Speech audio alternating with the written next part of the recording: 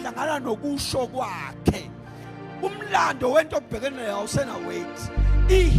Yonke into yaziyo nento watshelana ukuthi lento yaqala kanjani yavela kubani yaba nobani ayisasebenzi. Ukholo override everything. Indoda beyina 38 years ihleze echibini. 38 years. Ingakazi inyakazi, ingakazi ihlezi la echibini. uJesu wafika kuyona yafuna ukusinda. Ithi indoda nginamuntu, wathi uJesu sukuma uthatha uhlaka uhamba. Lalela la kuphilwa ngophonseka echibini. Kodwa mhla uJesu efika la wafika kunendoda ekholiwe. Yangamsayifuni system yala. Yayi override yathatha lamazwi. Yathi lamazwi adlula umuntu, adlula ingelosi, adlula iqhinga.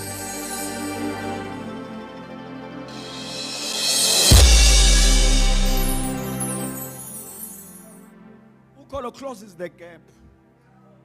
Ukholo bazalwane bami luzosibeka la ekuthaneni. Uma sihlangana nomuntu obefunda iBhayibheli wadideka. Uma ehlangana nathi fayisibi interpretation. Ngithi umuntu obethe esekhaya esifundela iBhayibheli Jeremiah 29 icebo lami ukuphumelelisa ethi uNkulunkulu uzongiphumelelisa makutheni efunda adideke ukuthi uNkulunkulu uphumelelisa makutheni bese ehlangana nawe ahlangana nawe uyazi ukuthi uzalwa kabani uyazi wafunda ahlangane nawe uyakwazi ukhulele phi ahlangane nawe athi mekubuka athi angathi lento ebhalwe lapha ya iyona lesengibona because ukholo has given you his word your reality. Na into esiyilwelayo bantwana basekhaya ukuthi lolu kholo licaphune lamazwi bese lisenza siba njalo.